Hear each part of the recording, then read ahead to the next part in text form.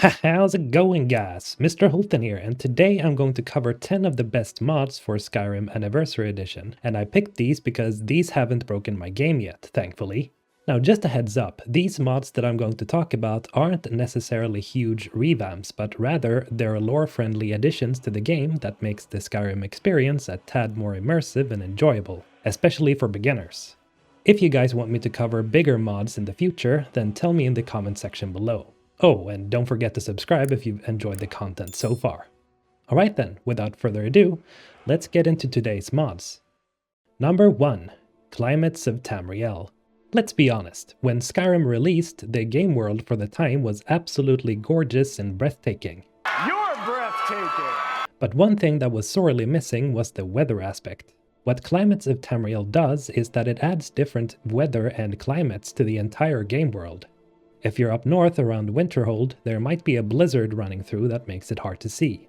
Running through the less snowy parts of Skyrim might introduce you to a heavy thunderstorm, with lightning striking down the mountains.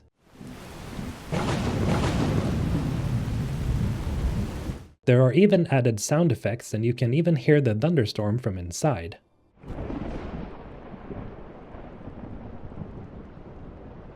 There's a lot of other weather variations, like how the auroras now light up the world around you, making it even more beautiful. This mod is really a must-have for the sake of immersion. Number 2. Better loot. This is one of those simple mods that I mentioned.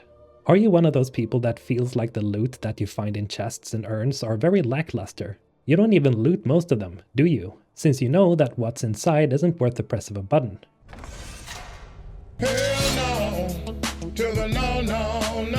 Now let's change that. This mod simply increases the chances of you getting more loot in every chest and urn in the game. Now you can actually get rich from looting treasure chests, just like you would imagine from raiding tombs and completing difficult challenges.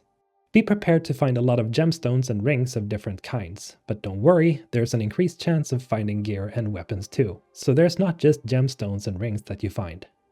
Number 3. Weightless dragon scales and dragon bones.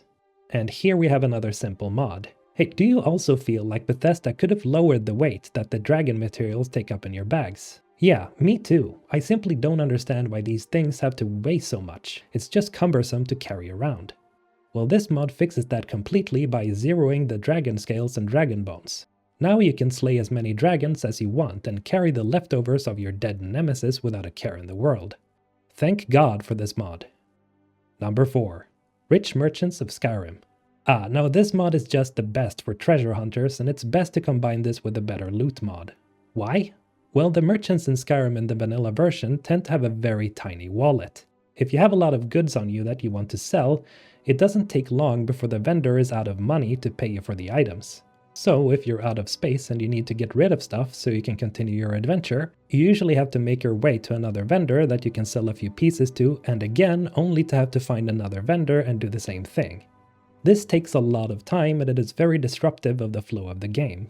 So here's a mod that just increases the money that the vendors have at hand. No longer do you have to run around to different vendors all over Skyrim just to unload your backpack. And since you'll probably have better loot installed as well, this combination is perfect because you can sell all those things that you just found in that one Draugr tomb that you just explored. Thank you, Eddie the Eagle, for this mod. Number 5. Gifts of Akatosh. Hey, do you want some nice looking armor for once? Yeah? Well, look no further. The Gifts of Akatosh mod gives you the blueprints to craft one of the coolest armors I've ever seen in Skyrim. But beware. This is something you could almost consider endgame armor, because it's not that easy to craft. First, you can only craft it at the Skyforge in Whiterun. Secondly, in order to craft the blessed ingots you see here, you'll need 15 steel ingots or 10 silver ingots, and 1 amulet of Akatosh for each ingot as well. And you need several ingots for every piece of armor. You can find the amulet of Akatosh in random locations through the game, so it's not impossible to craft the full set of armor just by crafting the ingots. It just takes a lot of time. The easiest way to gather these blessed ingots though is to visit High Hrothgar and go to the mountainside where you learn the Whirlwind Sprint Shout. There's an Akatosh shrine here with a few ingots inside, but these only respawn after a random set of time, so make sure to visit this chest every now and then. Also, the armor is meant to go together with the other pieces, so as you can see from the helmet here, the neck of your character goes invisible. But hey, It's a mod, what can you do? It's still an extremely gorgeous armor set. Number 6. Enhanced blood textures. This mod is probably the most simple one on the list. The blood splatter and textures is just better and, well, there's more blood. Like, everywhere. So, if you find the blood effects in Skyrim lackluster, this mod's for you. Number 7. Archery Tweaks Plus. This mod is a godsend for anyone who primarily uses the bow. Essentially, the bow and arrow mechanics are improved. Firstly, the arrows now go much further than before, because the bullet drop distance in vanilla Skyrim is just silly. The arrows also go faster, so no longer will your enemies dodge your shots like Neo from the Matrix. This mod is especially great for sniper players, as you now have an easier time taking care of entire groups with just your silent and deadly arrows. Number 8. Wear multiple rings. You ever wonder why we can only wear one ring in Skyrim? It's a little silly, isn't it? Well, this mod fixes that silliness by letting you equip up to 10 rings, because, you know, most people have 10 fingers.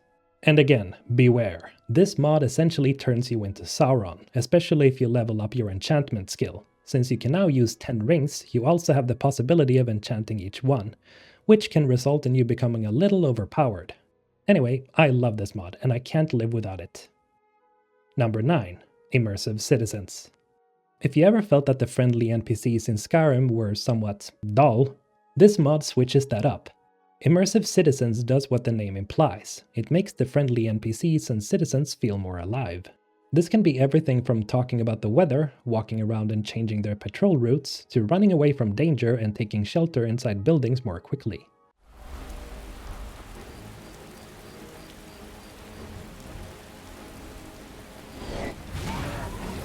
Their AI is basically more intelligent.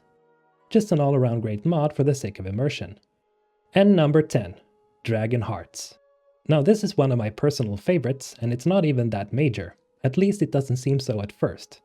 What this mod does is that it adds another reward to the loot you get from dragons when you kill them, this being their very own heart. This heart gets added to the food tab in your inventory, because guess what? You can eat it. And when you eat it, you'll get this cute little text up to the left telling you that you've powered up. And you get an additional perk point to spend as you please. I love this simple little mod because it always felt like you should get something more out of killing an actual dragon. Sure, you get their soul to spend on shouts, but what if you've already collected a bunch of souls but you have no shouts to spend them on? That's where this mod saves the day, because you actually feel a sense of reward from it. Then we have the fact that perks are hard to come by as you only get them from leveling up. So yeah, if you've skipped every other mod so far, at least consider this one because it makes the progression better and the game a little easier. Alright guys, that's it for this list. By the way, what's your favorite Skyrim mod? Let me know in the comments below. And as always, have a great day guys. Mr. Holton, signing out.